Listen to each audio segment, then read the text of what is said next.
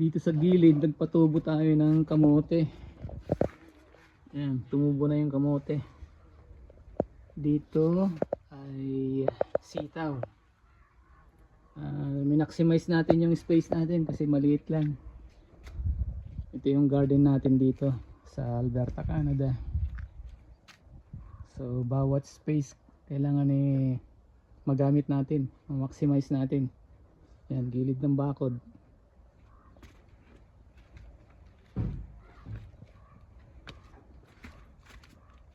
Itong gilid ng bakod tinaniman din natin, oh.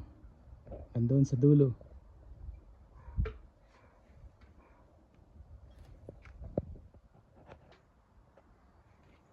Dito sa kabilang bakod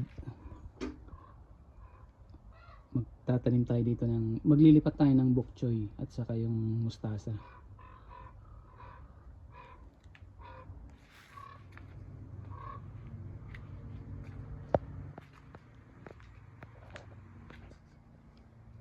Ang ginawa natin dito sa pagtatanim natin ay direct planting, buto, diniretso na natin.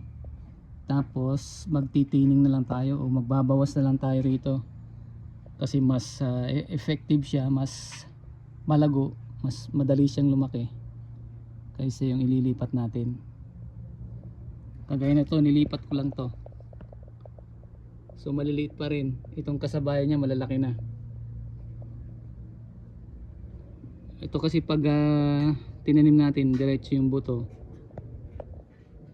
hindi natin matansya, minsan dikit-dikit. So yung babawasan natin para lumaki siya at tumaba. So mamayang hapon magbabawas tayo, magtatanim tayo ng magre-replant tayo.